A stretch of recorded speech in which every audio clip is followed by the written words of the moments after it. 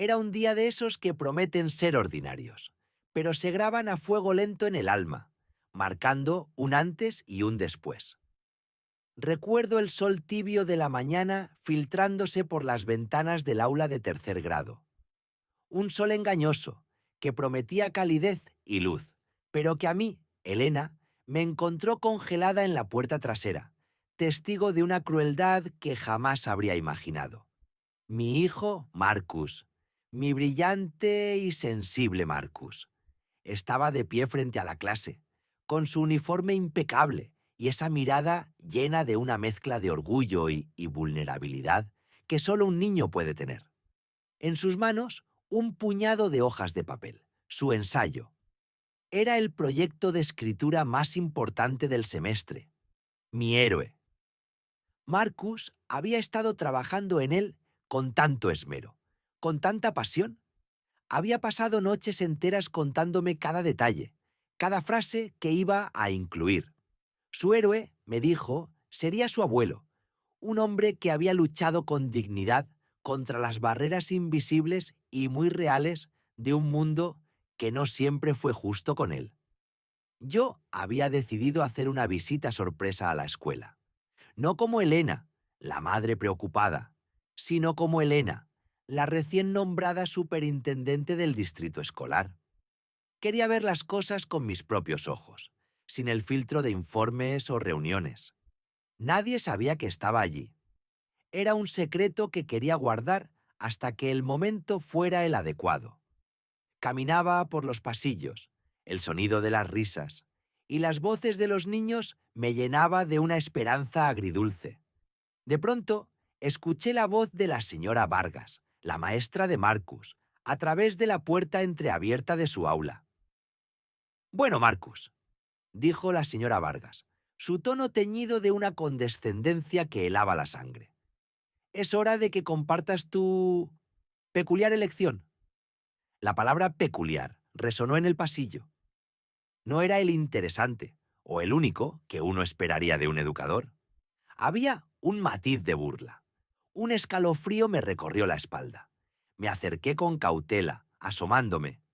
Vi a Marcus, con su espalda recta, su voz clara, pero sus ojos ya empezaban a mostrar un atisbo de miedo. Comenzó a leer. Su ensayo era una oda a la perseverancia, a la sabiduría silenciosa de su abuelo, un hombre que había superado la segregación, que había construido una vida con sus propias manos, enseñando a sus hijos el valor del respeto y el trabajo duro, incluso cuando el mundo a su alrededor no siempre lo ofrecía. Marcus leía sobre la dignidad de un hombre que se negaba a ser pequeño, que encontraba grandeza en la adversidad. A medida que Marcus avanzaba, el silencio en el aula se volvía denso, pesado.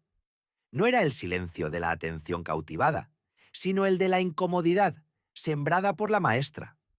Pude ver a otros niños girar la cabeza, algunos con confusión, otros con una curiosidad mal disimulada. Mi abuelo, leyó Marcus, con una voz que por un momento fue la de un hombre adulto. Siempre dijo que el verdadero coraje no es luchar contra el que te odia, sino construir a pesar de él. La señora Vargas se aclaró la garganta, fuerte, interrumpiendo a Marcus en medio de una frase. «Marcus, querido», dijo ella, con una sonrisa que no llegaba a sus ojos. «Gracias por compartir tu visión, pero ¿no te parece que un héroe debería ser alguien más reconocido? Alguien con logros más tangibles, quizás. Un científico, un presidente, alguien que no sea, bueno, simplemente un hombre que trabajó en una fábrica toda su vida y que tú conociste». La humillación golpeó a Marcus como una ola fría. Su espalda se encorvó ligeramente. Su voz se hizo pequeña. Sus ojos, que antes brillaban con orgullo, ahora se llenaban de una vergüenza que quemaba. Podía sentir su dolor desde donde estaba, ocultando mi presencia. Mi corazón se retorcía. «Mi abuelo construyó nuestra casa, señora Vargas», dijo Marcus, su voz apenas un susurro. «Él nos enseñó a leer. Él nos enseñó a ser fuertes. La señora Vargas soltó una risa corta, casi imperceptible, pero lo suficientemente sonora para que Marcus la escuchara. Y yo también. Era una risa que desestimaba, que minimizaba, que borraba. Sí, sí, Marcus, entiendo la conexión emocional. Pero recuerda el objetivo del ensayo. Inspirar. ¿Qué inspiración podemos sacar de un hombre bueno, que apenas se distinguía del resto? La verdadera heroicidad, Marcus, se encuentra en la superación de las masas, en la creación de algo universalmente admirable, no en las anécdotas familiares. Las palabras de la señora Vargas eran cuchillos, uno tras otro, directo al corazón de mi hijo. Los otros niños, algunos con miradas de lástima, otros con el eco de la burla de la maestra en sus ojos, observaban a Marcus. Él apretó los labios, sus mejillas enrojecidas. Su cabeza, antes erguida, ahora se inclinaba. La humillación era palpable. La respiración se me detuvo en el pecho. Mis manos se cerraron en puños, las uñas clavándose en las palmas. Deberías haber elegido a Martin Luther King, Marcus. Continuó la señora Vargas, como si estuviera dando una lección a un niño lento, no a un alumno sensible. O a Rosa Parks, alguien con una verdadera historia de lucha y victoria. No tu abuelo. Tu abuelo es una historia de vida común. Y este ensayo, lamentablemente, es también muy común. Me temo que no cumple con el estándar de mi héroe. La señora Vargas tomó el ensayo de las manos temblorosas de Marcus. Lo miró por un momento. Luego, con un gesto demasiado exagerado, lo arrugó ligeramente. No lo tiró, pero la acción de arrugarlo, de tratarlo como algo sin valor, fue un golpe devastador. Lo depositó de nuevo en el escritorio de Marcus, no con la delicadeza de una maestra que corrige, sino con la indiferencia de alguien que descarta. Marcus no dijo nada. Solo se sentó, sus ojos fijos en el escritorio, en el papel arrugado que era el fruto de su corazón y de su esfuerzo. Era como si su espíritu se hubiera encogido. Mis entrañas ardían. La visión de mi hijo, un niño brillante y lleno de historias, siendo reducido a la nada por una maestra prejuiciosa, me partió el alma. El corazón me latía con una furia silenciosa, pero contenida. Apreté los dientes. Observé cada gesto de la señora Vargas, cada inflexión de su voz, cada mirada despectiva que dirigía hacia Marcus. Me di cuenta de que ella no solo estaba criticando un ensayo, estaba desmantelando la herencia de mi hijo, su identidad. Estaba enseñándole que su historia, su cultura, su familia no eran dignas de un héroe. Y eso, para mí, era imperdonable. La señora Vargas continuó con la clase, pasando a otro estudiante con un entusiasmo forzado, como si nada hubiera pasado, como si no hubiera acabado de pisotear el alma de un niño. Marcus se quedó en su asiento, inmóvil, sus ojos en el vacío. El aire se volvió eléctrico a mi alrededor, pero solo yo lo sentía. Una decisión se cristalizó en mi mente, clara, firme, irrevocable. Me mantuve en la puerta, observando un momento más, grabando cada detalle de la cara de Marcus, la postura de la señora Vargas. Era como si el destino me hubiera traído allí en ese preciso instante. Una pieza se había movido en el tablero de ajedrez de sus vidas. Y yo, la madre de Marcus, la superintendente desconocida, estaba a punto de hacer el siguiente movimiento. La mañana había comenzado ordinaria, pero terminaría de una manera que la señora Vargas jamás podría haber previsto. La justicia, a veces, tarda en llegar, pero cuando lo hace, es con una fuerza que desmantela lo que parecía inamovible. Y yo, Elena, estaba a punto de demostrarlo. Mi mirada se endureció. El juego acababa de empezar. La voz de la maestra, la señora Davis, era como un látigo. Cada palabra era un golpe. Marcus, dijo, tu ensayo es interesante. La palabra interesante sonó a condena. Mis ojos estaban fijos en mi hijo, Marcus. Estaba sentado allí, encogiéndose en su silla. Su piel, de un hermoso tono chocolate, empezaba a tomar un tinte rojizo en las orejas. Sabía lo que eso significaba. Estaba avergonzado. Yo estaba escondida, en la parte trasera del aula. Nadie me había notado aún. Había entrado discretamente, como parte de mi visita sorpresa al distrito. Quería ver el día a día, sin filtros, pero lo que estaba viendo era desgarrador. La señora Davis sostenía la hoja de Marcus. La agitaba ligeramente, casi con desprecio. Querías escribir sobre el espacio, continuó, sobre cómo las estrellas y las galaxias se relacionan con tu herencia. Hizo una pausa dramática. Mis puños se apretaron. Ese tono, esa inflexión en herencia, era un veneno sutil. Marcus había puesto su corazón en ese ensayo. Había pasado semanas investigando. Me había hablado con pasión de las constelaciones africanas, de cómo las antiguas civilizaciones usaban el cielo para navegar y contar historias, de cómo la ciencia no era ajena a su cultura, sino parte de l'Unenyi. Ella, su sueño era ser astrofísico, y yo, su madre, lo apoyaba con cada fibra de mi ser. La maestra sonrió, una sonrisa tensa y condescendiente. Es un concepto ambicioso para un estudiante de octavo grado, dijo, pero la ejecución, Marcus, la ejecución es donde fallas. El aire en el aula se volvió pesado.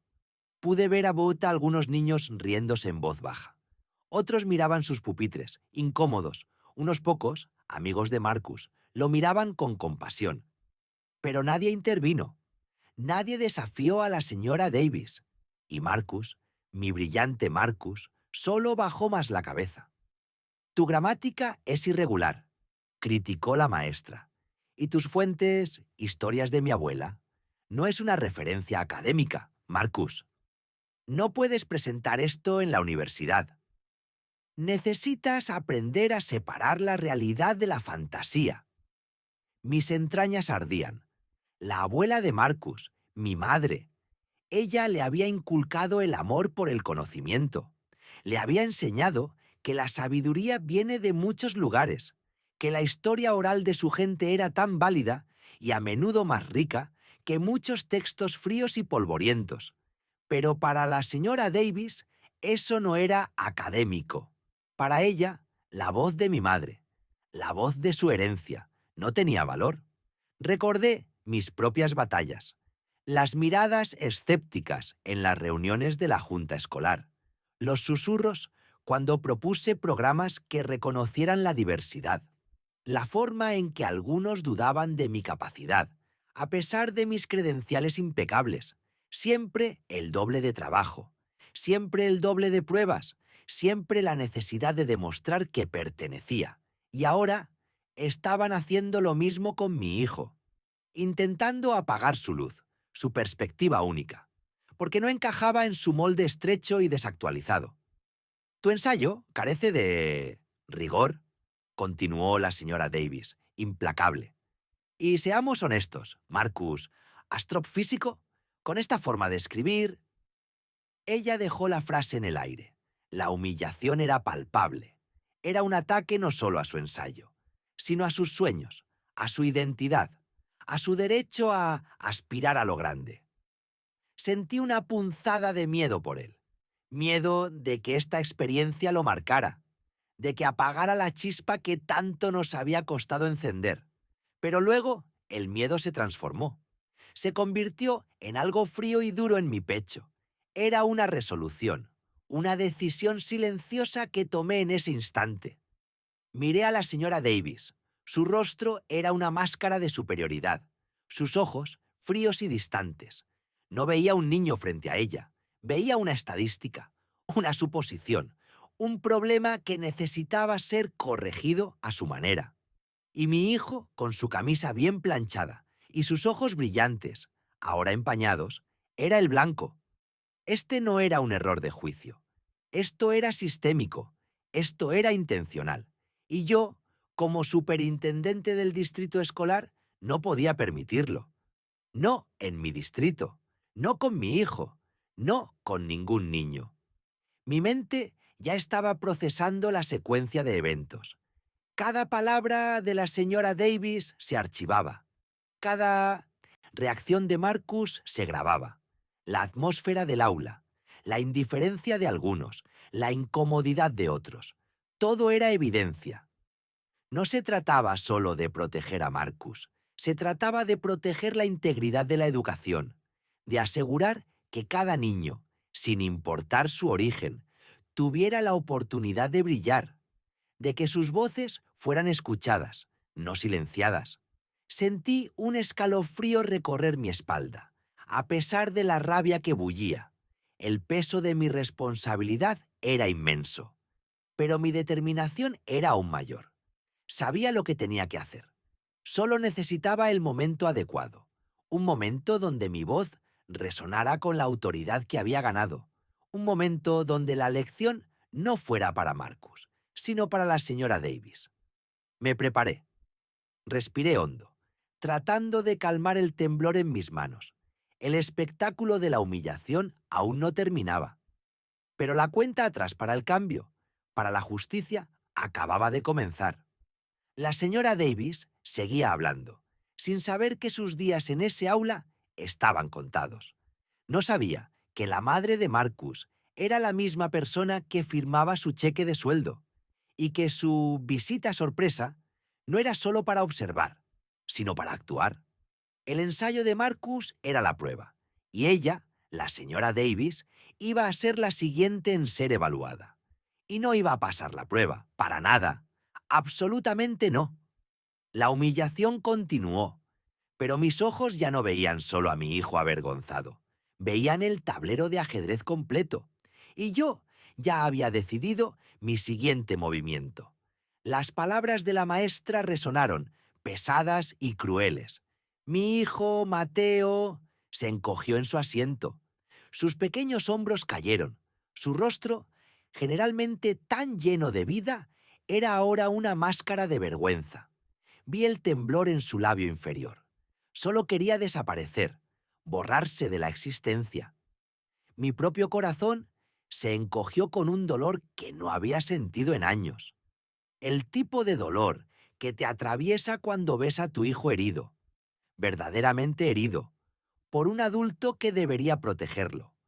Una ola fría me invadió, no de tristeza, sino de una furia protectora y feroz, una ira que rara vez me permitía sentir. Respiré hondo. Mi entrenamiento profesional se activó. Observar, analizar, no reaccionar precipitadamente. Pero esto era diferente.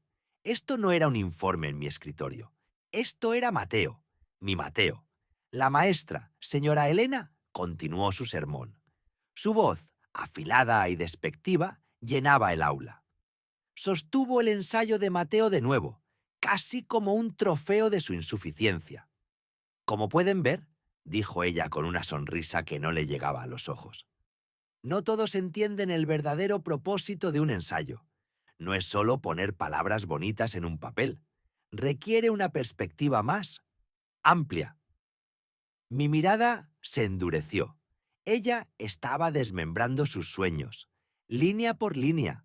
Estaba enseñando a los otros niños que su voz, su experiencia, era de alguna manera menos válida, que su aspiración, nacida de nuestra vida, era de alguna manera ridícula. Observé a los otros estudiantes. Algunos miraban hacia abajo, incómodos.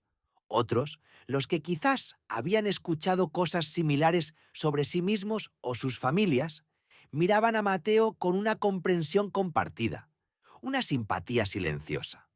Pero algunos, noté, sonreían con suficiencia. Estaban aprendiendo, en ese momento, a burlarse, a juzgar, a disminuir. Esto ya no era solo sobre el ensayo de Mateo. Esto era sobre el ambiente que ella cultivaba, las lecciones silenciosas que impartía, el refuerzo sutil de quién pertenecía y quién no, de qué voces importaban y cuáles podían ser silenciadas. Mi mente corría. Cada política, cada directriz, Cada protocolo que yo había escrito o aprobado pasaron por mis ojos. Profesionalismo, inclusividad, respeto, equidad. Ella los estaba violando todos, abiertamente, sin pensarlo dos veces, y lo hacía con una convicción que me helaba la sangre.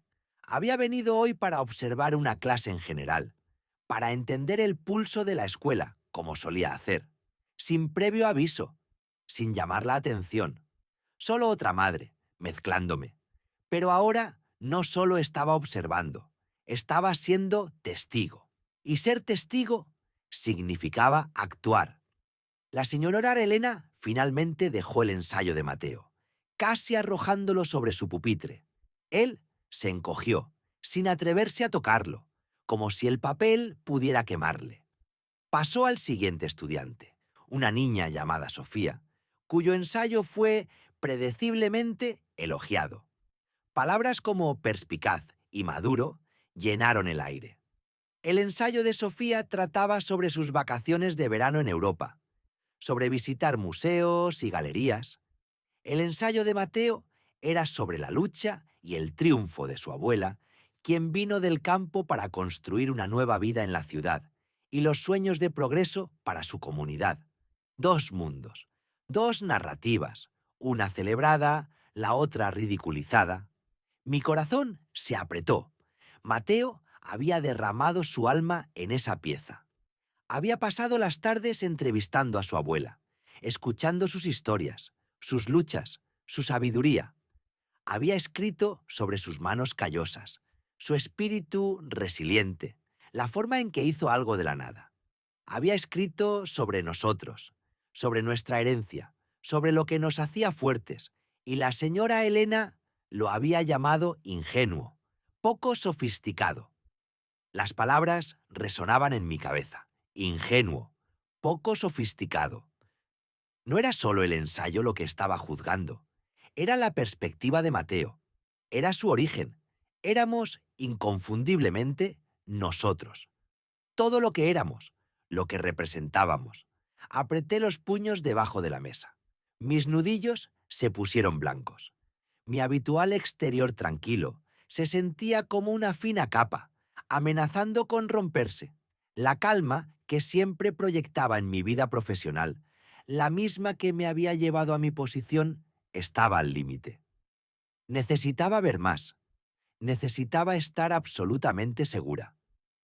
No es que no lo estuviera ya, pero por el bien del procedimiento adecuado, por la documentación, por el registro.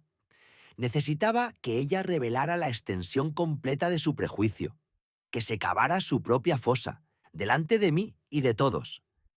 Levanté mi mano, lentamente. La señora Elena, aún radiante ante Sofía, finalmente volvió su atención hacia mí. Su sonrisa flaqueó ligeramente. No me reconoció, por supuesto. Yo era solo una madre de visita. Sí, señora, preguntó, su tono ahora un poco más frío, con un matiz de impaciencia.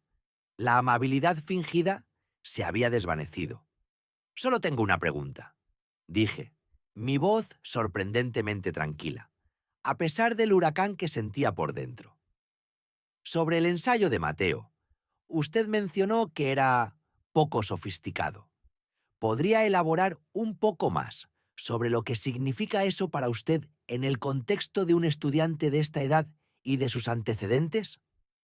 La pregunta flotó en el aire. El aula enmudeció. Todos los ojos, incluidos los de Mateo, se volvieron hacia mí. Mateo parecía confundido. Luego un destello de esperanza. O quizás miedo cruzó su rostro. Sabía instintivamente que yo estaba interviniendo.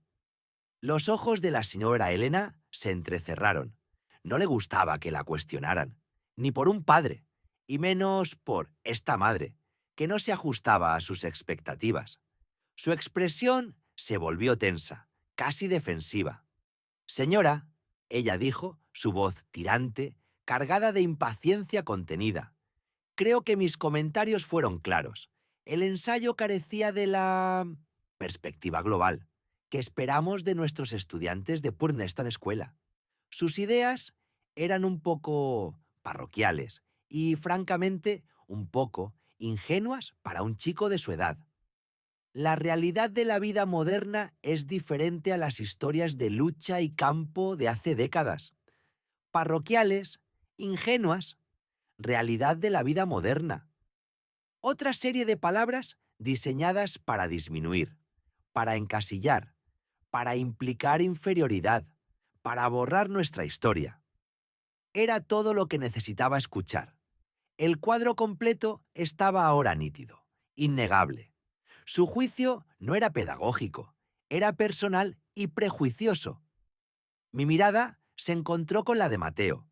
Me estaba mirando, su pequeña cara aún marcada por la humillación, pero ahora mezclada con una frágil curiosidad.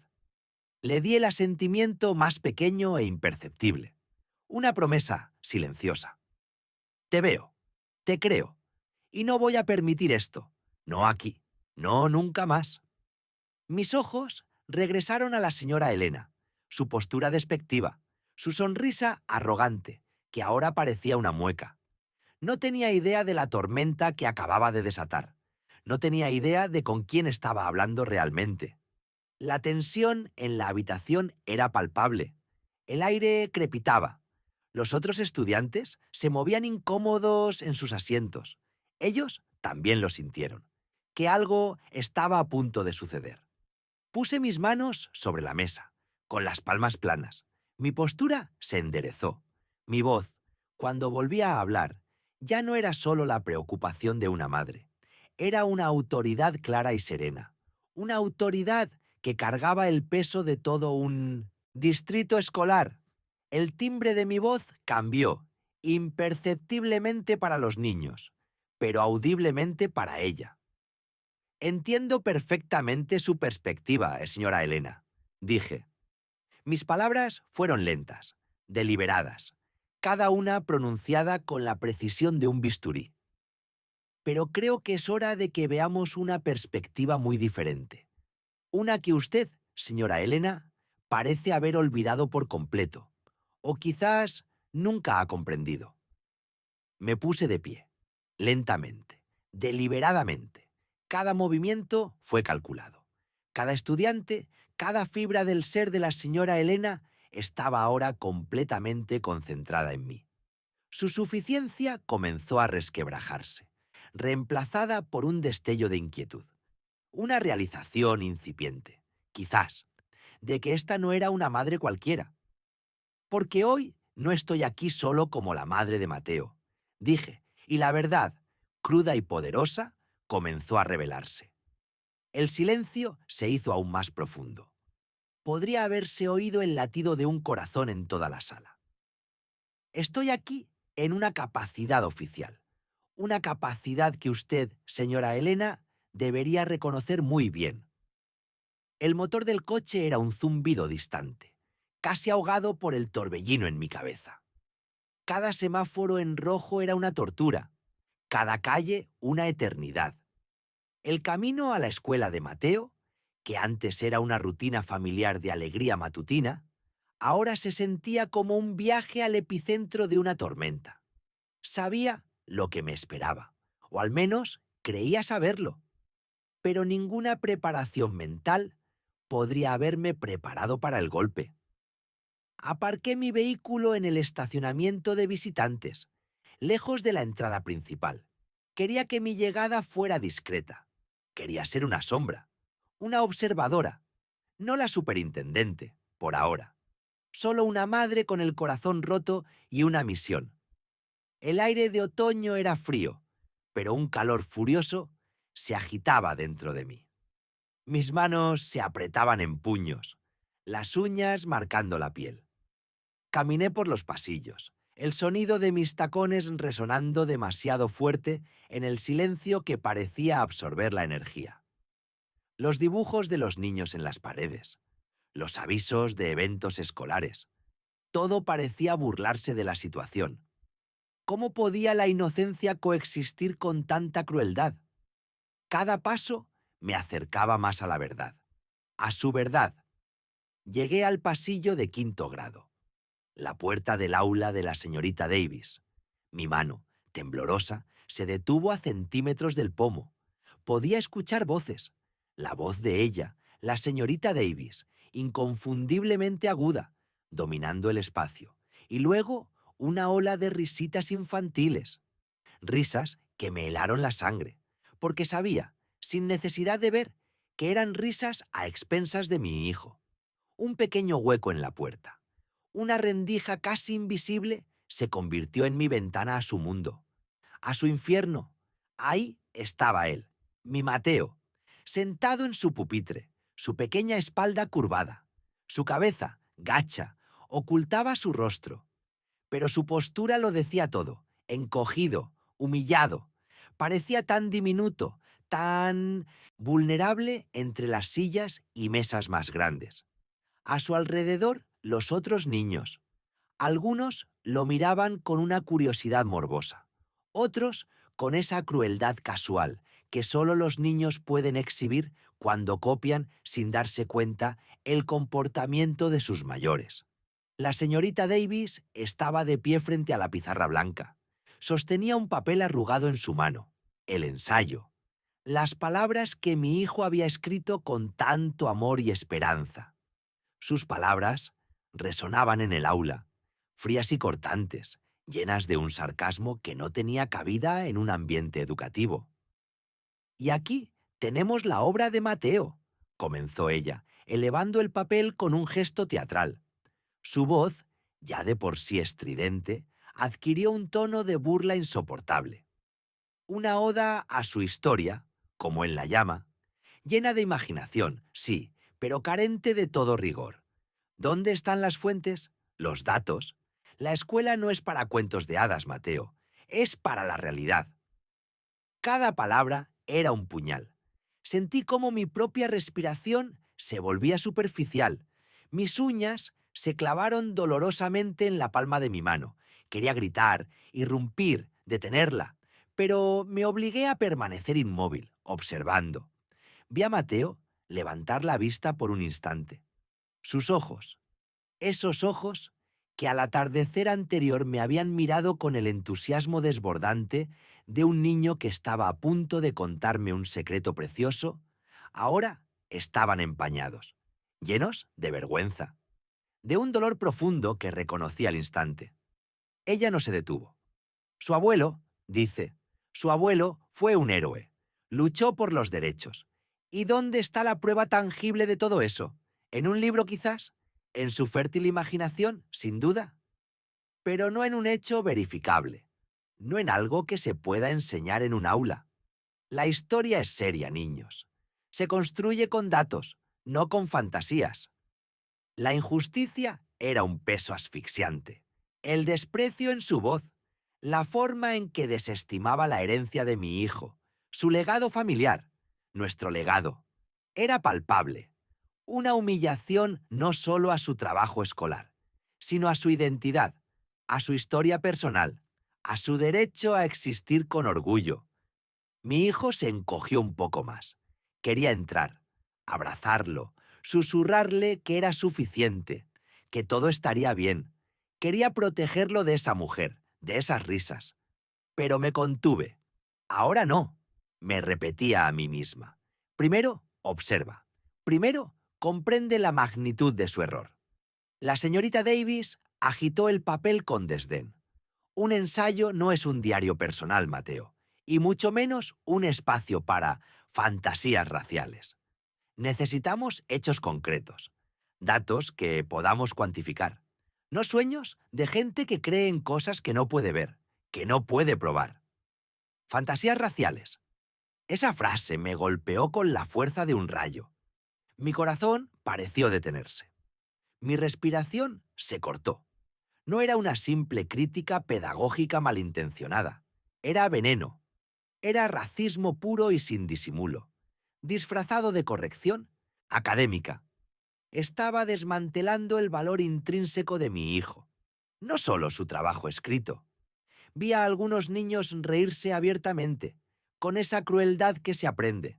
Otros miraban a Mateo con lástima, o con la incomodidad de presenciar una injusticia flagrante. Pero nadie dijo nada. Nadie la detuvo. La señorita Davis tenía el control absoluto de esa aula y lo usaba como un arma, apuntando directamente al corazón de mi hijo. Mateo no levantó la cabeza de nuevo. Sus pequeños hombros temblaban, apenas perceptiblemente. Lo conocía. Sabía lo que eso significaba. Estaba llorando en silencio, con la vergüenza quemándole el rostro. Mi hijo, llorando por algo que le habían dicho en la escuela, por algo que le habían dicho sobre quién era, sobre de dónde venía. En ese momento, la rabia ardiente que sentía se transformó en una calma helada, una determinación férrea que me recorrió hasta los huesos. No habría gritos, no habría lágrimas delante de ella, solo acción, fría, calculada, implacable, el ensayo, el corazón de mi hijo, la memoria de su abuelo, nuestra historia, todo reducido a fantasías raciales. La señorita Davis no tenía idea con quién estaba jugando. No sabía a quién estaba atacando. No era solo el ensayo de un niño lo que ella había pisoteado. Era la expresión más pura de su alma. Y lo había hecho sin piedad, delante de sus compañeros, delante de mí. Retrocedí lentamente de la puerta. Mis movimientos deliberados, controlados. Mi visión era clara, nítida. Mi mente, un mapa de estrategias. El plan comenzó a tomar forma, detallado y preciso. No se trataba solo de Mateo. Se trataba de cada niño que pudo haber sido humillado por esta mujer. Cada voz silenciada. Cada historia menospreciada. Respiré hondo. El aire del pasillo se sentía pesado, cargado de la injusticia que acababa de presenciar. Mi mano, que segundos antes temblaba con furia, ahora estaba firme. Mi voluntad inquebrantable. Di media vuelta, dejando atrás la puerta del aula de la señorita Davis. Ya no era solo una madre herida que se ocultaba en las sombras, era la superintendente del distrito escolar. Y mi autoridad, mi deber, estaban a punto de colisionar con la ceguera y la crueldad.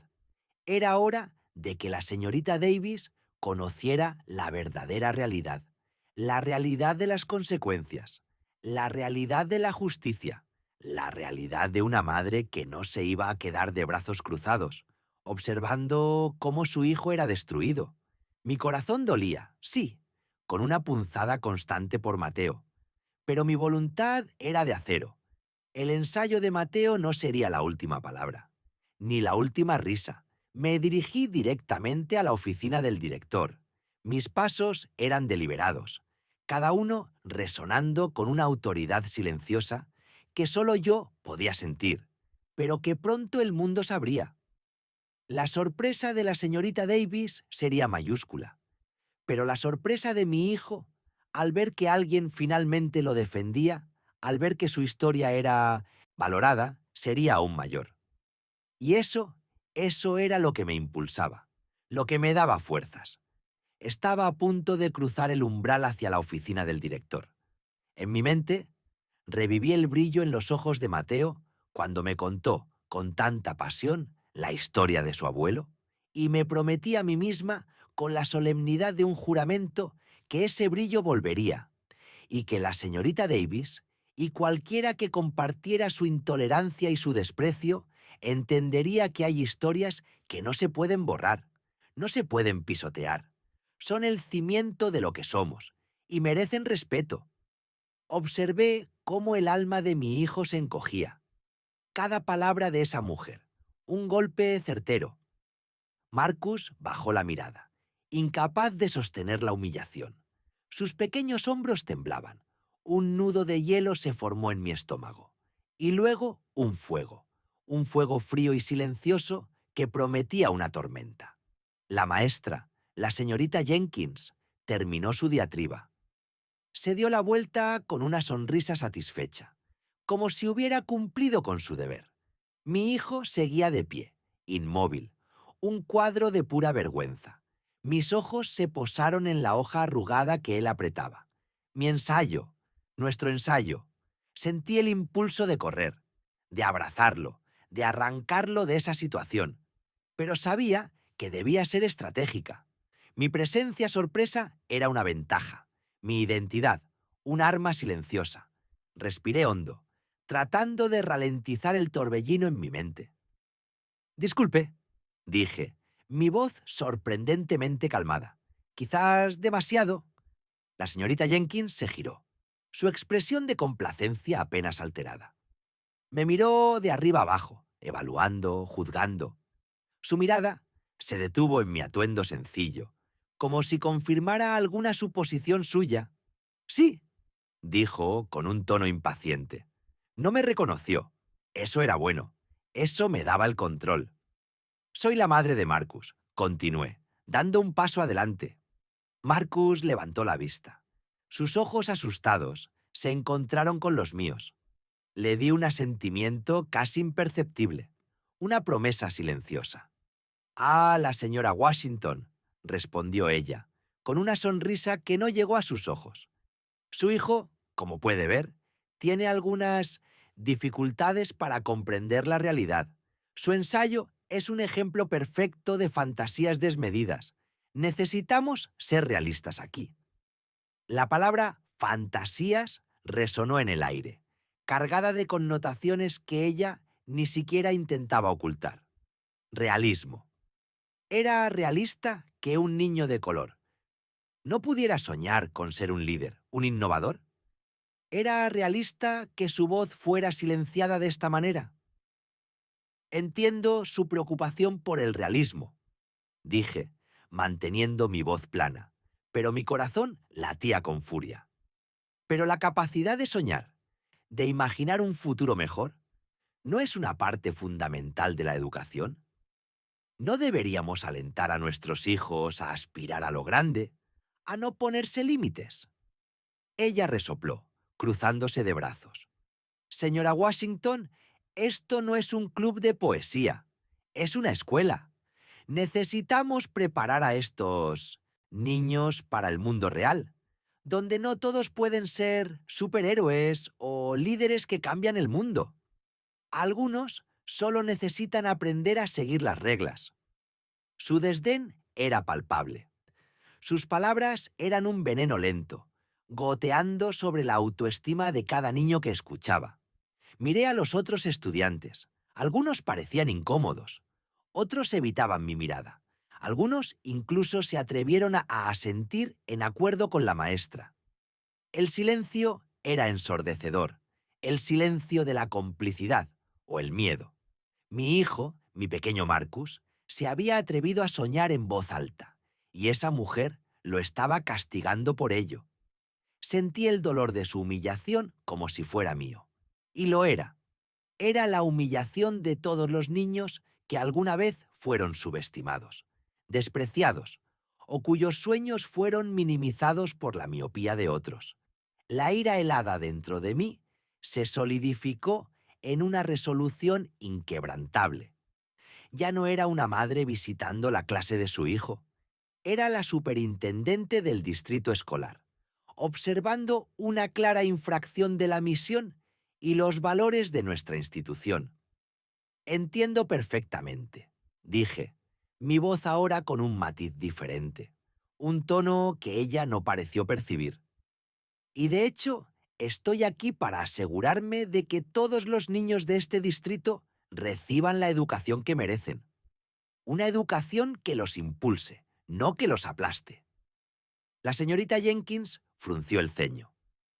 Algo en mi tono la había puesto en alerta, pero aún no entendía qué. No sé a qué se refiere, señora Washington. Si tiene alguna queja, puede hablar con el director durante su horario de oficina, dijo, señalando la puerta con una mano. Su desinterés era la chispa final. La miré fijamente. Mis ojos se encontraron con los suyos. Por primera vez, en ese intercambio, ella vaciló. Vio algo allí, algo que la hizo dudar de su superioridad. No es una queja, señorita Jenkins, dije, dando otro paso hacia adelante, mi voz resonando con una autoridad que no intentaba disfrazar. Es una observación y una decisión. Hubo un silencio tenso en el aula. Todos los ojos, incluidos los de Marcus, estaban fijos en mí. La señorita Jenkins palideció ligeramente. Un sudor fino apareció en su frente. «Me gustaría pedirle amablemente que llame al director, por favor», continué, mi voz firme, sin dejar espacio para objeciones. «Y a partir de este momento asumo yo el control de esta clase». La maestra abrió la boca para protestar, pero la cerró. Algo en mi mirada le decía que esto no era una sugerencia. Era una orden. Se tambaleó, sus ojos buscando algo, cualquier cosa, a lo que aferrarse, pero no había ayuda para ella, solo mi determinación. «¿Ahora mismo, señora Washington?», balbuceó, su voz apenas un susurro. «Sí, señorita Jenkins, ahora mismo», respondí, mis ojos fríos como el acero. «Y cuando él llegue, me gustaría que le explicara exactamente por qué mi hijo, Marcus Washington, ha sido humillado hoy frente a sus compañeros por atreverse a soñar en un futuro que él puede y va a construir». Un murmullo recorrió el aula. La mayoría no entendía del todo lo que estaba pasando, pero la tensión era palpable. La señorita Jenkins me miró como si me viera por primera vez. El reconocimiento, la comprensión, comenzaba a amanecer en sus ojos, pero el verdadero impacto aún estaba por venir. El silencio en el aula era tan espeso que casi podías cortarlo. La sonrisa forzada de la maestra se había congelado. Luego, se desvaneció por completo. Mi madre se puso de pie. Su calma era absoluta. Era una calma de acero, forjada en años de batallas silenciosas. Podía sentir el temblor en mis propias manos, pero ella era inquebrantable.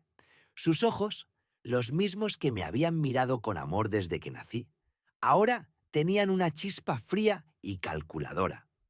Miró a la maestra, cuyos ojos comenzaban a dilatarse con una mezcla de confusión y pánico. Luego dirigió su mirada al director, quien se había asomado por la puerta alertado por el repentino cambio de atmósfera. Su rostro era una máscara de preocupación. «Soy la doctora Eleanor Vance», dijo mi madre. Su voz era tranquila, pero resonaba en cada esquina del aula. «La superintendente del distrito escolar». Un suspiro colectivo se escapó de algunos alumnos, aunque la mayoría estaba demasiado aturdida para reaccionar. La maestra abrió la boca, pero no salió ninguna palabra. Su rostro palideció hasta un tono enfermizo. El director, con quien mi madre ya había tenido múltiples reuniones, se llevó la mano a la sien. Sus ojos se abrieron de par en par, la incredulidad estampada en cada rasgo. Podía sentir la tensión en el aire, como si el oxígeno se hubiera vuelto denso. Yo mismo no podía creerlo. Mi madre, la mujer que siempre fue mi refugio, era la máxima autoridad. La superintendente, que había visto todo, cada palabra hiriente, cada risa cruel, cada lágrima que luché por contener. Era como si un rayo hubiera caído sobre la habitación, iluminando la verdad de repente. La maestra tartamudeó una disculpa inaudible. Lo siento, doctora Vance. Yo no tenía idea». Mi madre no mostró emoción. «No hace falta que se disculpe conmigo, señorita Evans. Debería disculparse con el joven que acaba de humillar públicamente y con los otros niños que fueron testigos de su crueldad». La maestra giró su cabeza hacia mí, con una expresión de súplica que antes no había tenido. Mis ojos permanecieron fijos en mi madre. Ella me dio una mirada rápida, un parpadeo, y supe que todo estaría bien. «Director Martínez», dijo mi madre, su voz ahora un poco más firme, «me gustaría hablar con usted y con la señorita Evans en su oficina, ahora mismo». El director, aún en estado de shock, asintió rápidamente. «Sí, por supuesto, doctor Travance. Por favor, pase». Mientras se dirigían a la oficina, el aula se quedó en un silencio sepulcral. Los demás niños me miraban. Ya no había burlas en sus ojos, solo asombro. Algunos incluso parecían incómodos, como si el peso de su propia participación en el ridículo cayera sobre ellos. Sentí una extraña mezcla de alivio y una punzada de tristeza por el camino que habíamos tomado. En la oficina del director, las paredes parecían absorber la gravedad de la situación. Mi madre se sentó frente al escritorio del director. La señorita Evans se mantuvo de pie, nerviosa, con las manos entrelazadas y el rostro aún pálido. «Señorita Evans», comenzó mi madre, sin rodeos, «he presenciado personalmente su trato al señor Vance hoy. No solo ha descalificado su ensayo de manera inapropiada, sino que lo ha hecho frente a toda la clase, empleando un lenguaje despectivo y socavando su autoestima. Su justificación se basó en prejuicios evidentes sobre su origen y su identidad cultural». La maestra intentó interrumpir. «Pero, doctora Vance, yo solo estaba corrigiendo. Intentaba enseñarles a los estudiantes la importancia de la estructura y el contenido académico». «Lo que he presenciado no fue una corrección», replicó mi madre con frialdad. «Fue un ataque personal. Ha violado las políticas de nuestro distrito sobre el trato respetuoso a los estudiantes, la prevención del acoso y la promoción de un entorno inclusivo». El director Martínez intentó intervenir suavemente. «Señorita Evans, entiendo las preocupaciones de la doctora Vance. Siempre hemos enfatizado la sensibilidad cultural en nuestro plan de estudios». «La sensibilidad cultural no solo se enseña, director Martínez», dijo mi madre, sin apartar los ojos de la maestra. «Se practica, y hoy la señorita Evans no solo no la practicó, sino que la pisoteó. Su comentario sobre la historia personal y la historia real, al intentar descalificar una experiencia auténtica de un joven afroamericano, es una forma insidiosa de racismo que no será tolerada en este distrito». Las palabras de mi madre eran como golpes precisos. La maestra se encogió. «Mi hijo puso su corazón en ese ensayo», continuó mi madre, su voz cargada de una emoción controlada. «Habló de sus abuelos, de sus raíces, habló de la resiliencia.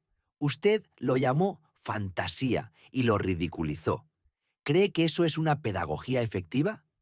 ¿Cree que eso inspira a los niños a aprender o a compartir sus verdades?». La maestra comenzó a llorar, sollozando suavemente. De verdad, no quise ofender a nadie. A veces soy demasiado directa, lo admito, pero no fue por su raza. Nunca pensaría así. «Sus acciones hablan más fuerte que sus palabras, señorita Evans», dijo mi madre, y en ese momento su voz perdió cualquier rastro de calidez.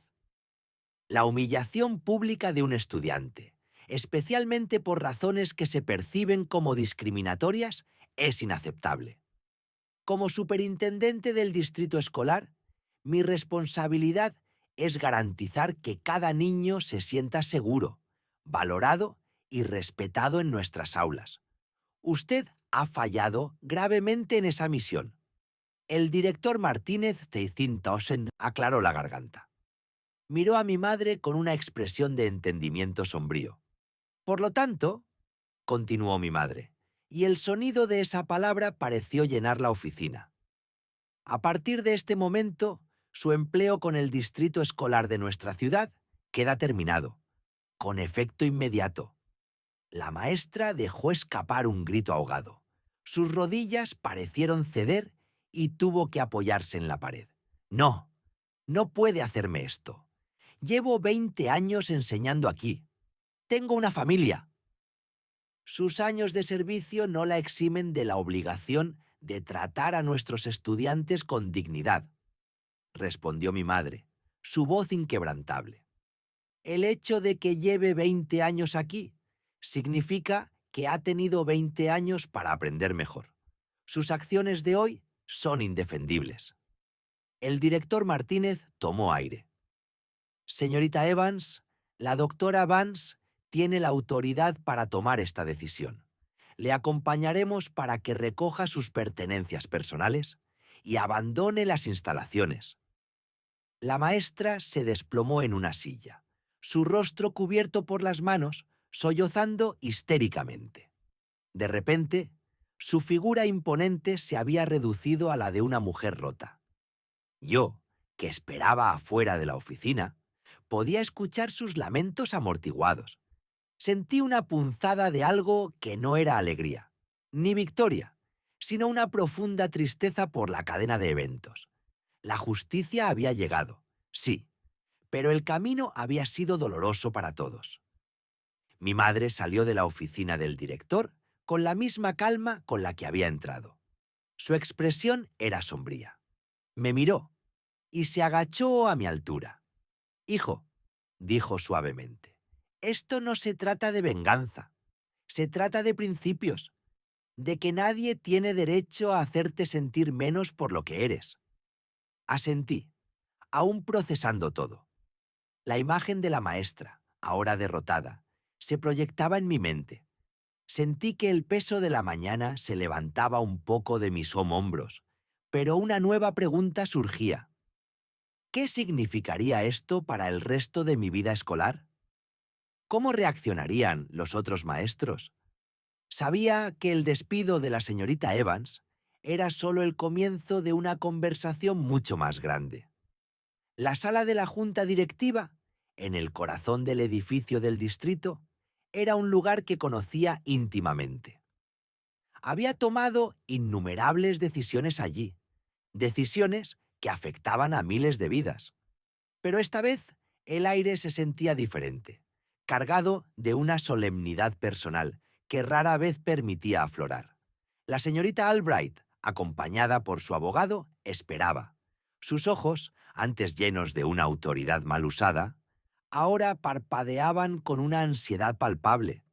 A su lado, el abogado, un hombre de semblante cansado, parecía más interesado en el reloj que en el destino de su cliente.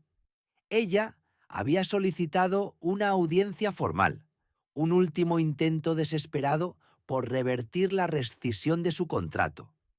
Su defensa se basaba en la libertad académica y una interpretación errónea de mis acciones como superintendente, atribuyéndolas a un impulso materno. ¡Qué ironía! Era precisamente mi rol como madre y como líder lo que impulsaba cada una de mis decisiones ahora. «Señorita Albright», mi voz resonó en la sala, desprovista de emoción, como un bisturí frío y preciso. Su narrativa omite detalles cruciales. El ensayo de Michael, titulado Mi África Interior, no era solo un ejercicio de escritura, era un reflejo de su alma, de su herencia, de su identidad. Su deber como educadora era celebrar esa expresión, fomentarla, protegerla. En cambio, usted lo expuso a la burla, minimizando su valor delante de sus compañeros. La maestra palideció. Su abogado intentó una interjección, un argumento técnico sobre la subjetividad de la evaluación literaria. Pero yo no permití que me desviaran. La situación era clara y las pruebas irrefutables. Habíamos reunido declaraciones de otros estudiantes, audios discretos que algunos niños habían grabado con sus teléfonos, alarmados por la situación, y un historial de quejas previas contra la señorita Albright, que, lamentablemente, no habían sido tratadas con la seriedad que merecían en el pasado. Esas quejas, ahora, eran un eco sombrío que resonaba en la sala. Testamento de un patrón. El distrito escolar tiene una política de tolerancia cero ante la discriminación y la humillación de los estudiantes.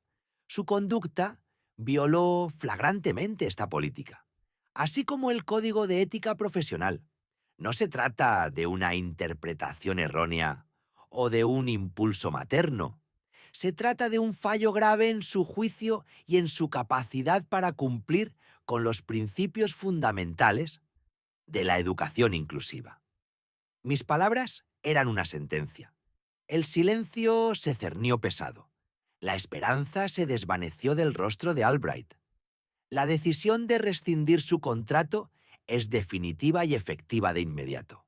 Concluí, sin una pizca de vacilación. Se le proporcionarán todos los detalles administrativos y los pasos a seguir. Su abogado suspiró, recogiendo sus papeles. Albright se puso de pie con dificultad. Sus ojos, llenos de una mezcla de ira y vergüenza, intentaron buscar los míos, pero yo ya había desviado mi atención. No había satisfacción personal en ese momento, solo la sobria confirmación de que se había hecho lo correcto. El peso de lo que había sucedido era inmenso, y la justicia, aunque a veces fría y burocrática, era necesaria para sanar. Esa noche, al regresar a casa, el alivio en el rostro de Michael era casi tan palpable como la carga que había sentido días antes. Lo encontré sentado en su escritorio, no escribiendo, sino simplemente mirando su cuaderno, las páginas de su ensayo original esparcidas. «Mamá», dijo, sin levantar la vista, «ya no se siente tan pesado». Me senté a su lado, colocando mi mano sobre la suya. «No tiene por qué sentirse pesado, cariño. Lo que escribiste es una parte hermosa de ti. No permitas que la amargura de otros apague tu luz, ni que silencie tu verdad. Pero, ¿y si pasa otra vez? ¿Y si no soy lo suficientemente bueno?» Su voz era pequeña, y mi corazón se encogió. La humillación deja cicatrices invisibles, y sabía que la curación sería un proceso largo, que cada palabra debía ser un bálsamo. «Michael», le dije, mirándolo directamente a los ojos, «la gente que intenta derribarte no lo hace porque seas malo, sino porque teme tu grandeza, tu singularidad, tu voz. Eso es lo que asusta a los mediocres. Tú eres más que bueno. Eres extraordinario. Y tu historia, tu herencia, tu visión del mundo son regalos que debes compartir con orgullo». Un temblor suave recorrió su cuerpo, y luego un pequeño asentimiento.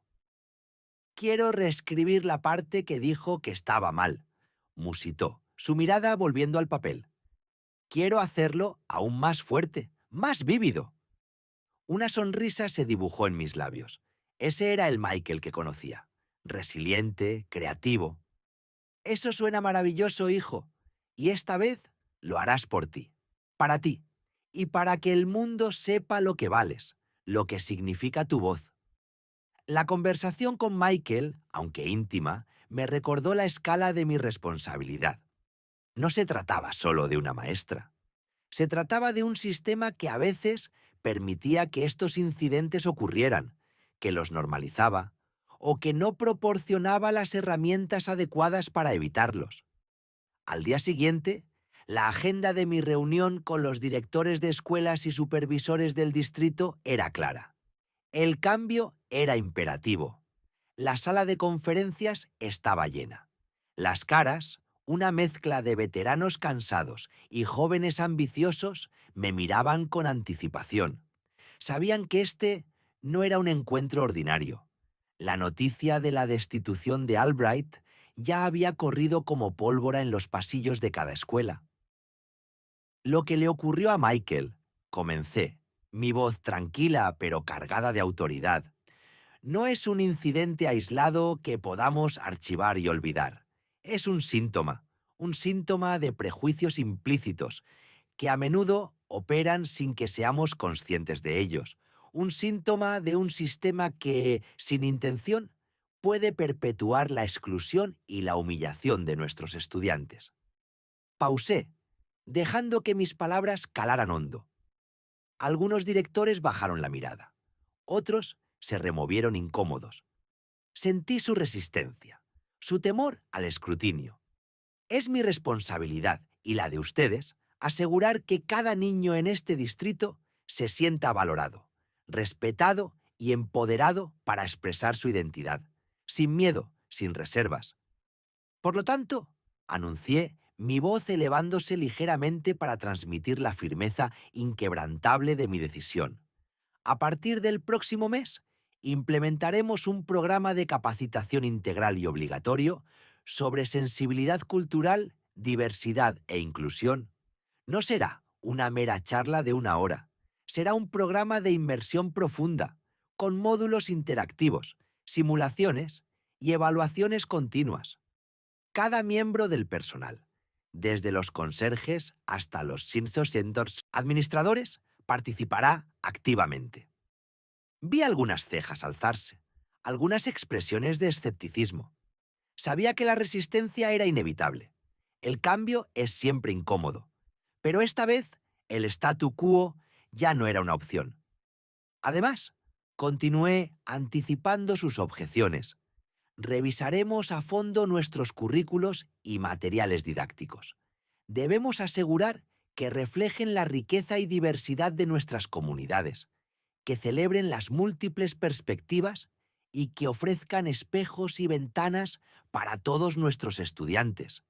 Que el legado cultural de Michael, por ejemplo, sea tan válido y celebrado como cualquier otro en cada aula del distrito.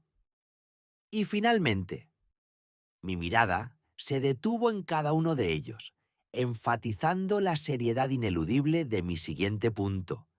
Estableceremos un nuevo sistema de monitoreo y apoyo para estudiantes y maestros.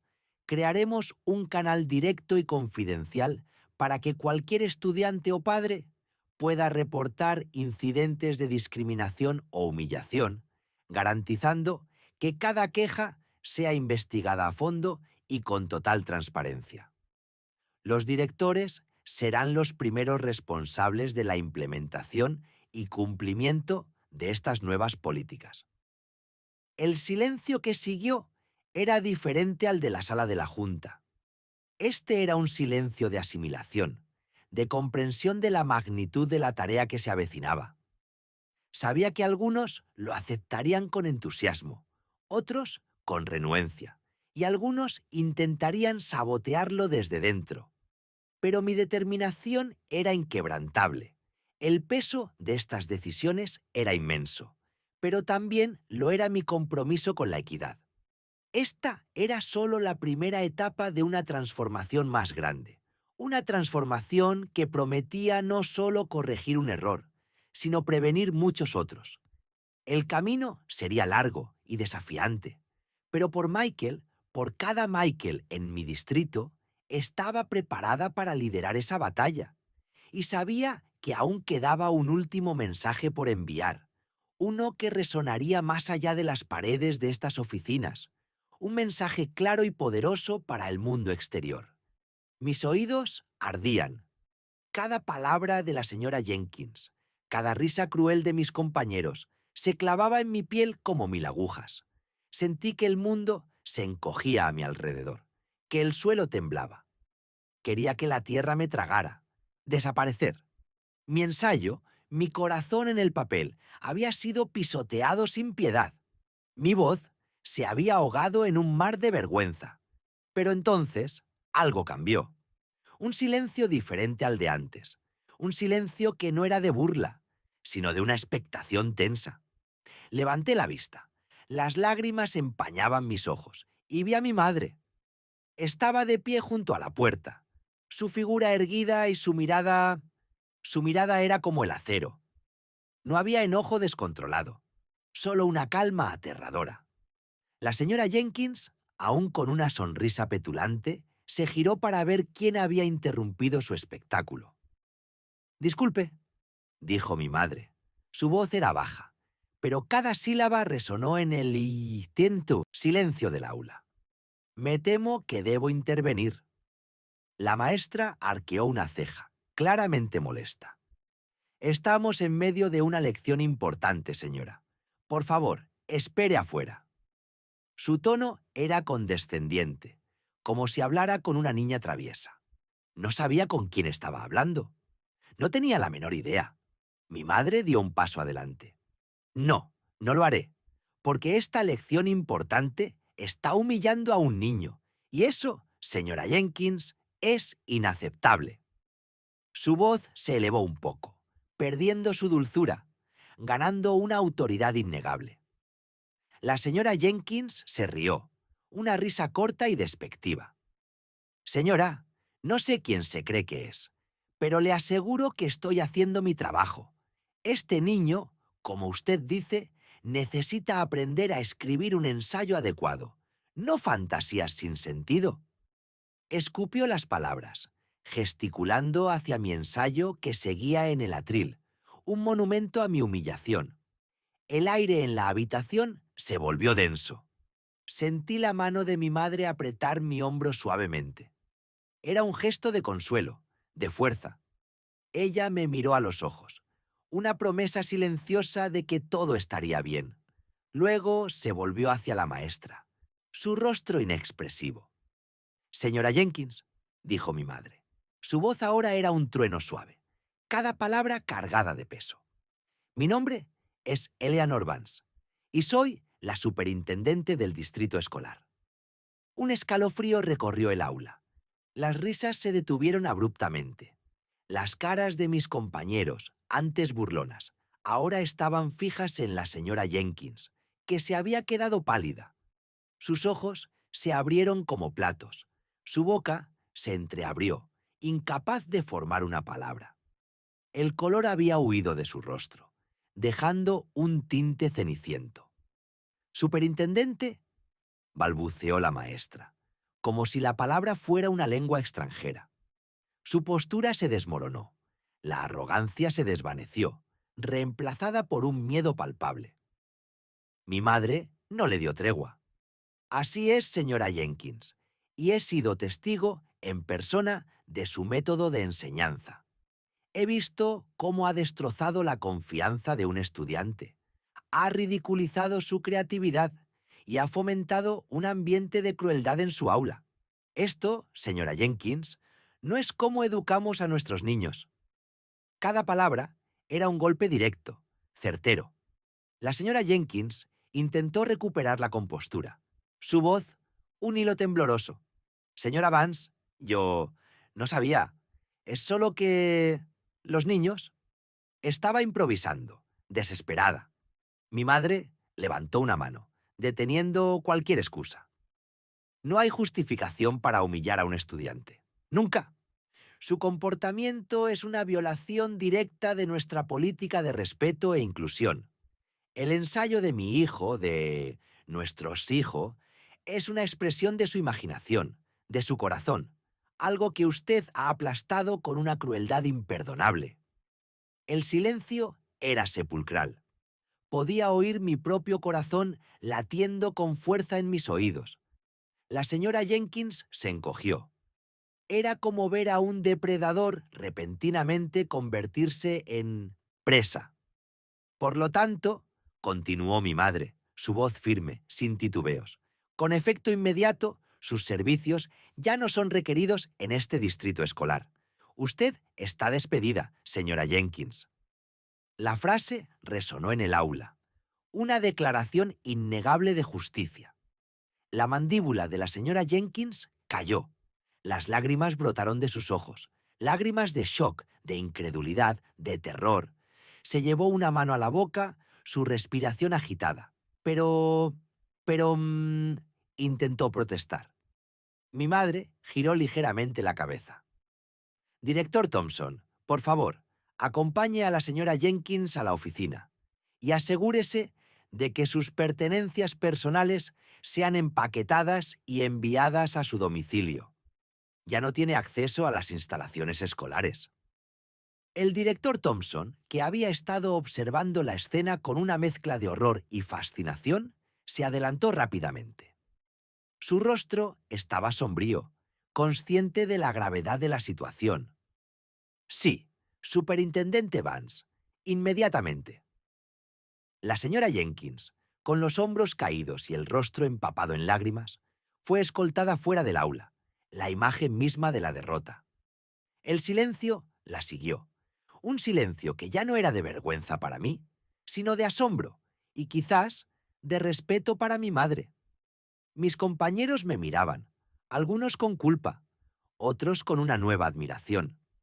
Mi madre se arrodilló a mi lado, sus manos suaves en mi cara. «Mi amor», susurró, y sus ojos se suavizaron, la dureza desvaneciéndose. «Nunca, jamás, permitas que alguien te haga sentir menos por quien eres, o por lo que sientes. Tu voz es importante. Tu historia es valiosa. En ese momento, las lágrimas que había estado conteniendo finalmente cayeron. Pero no eran lágrimas de tristeza o vergüenza. Eran lágrimas de alivio, de orgullo, de un amor tan profundo que sentí que podría volar.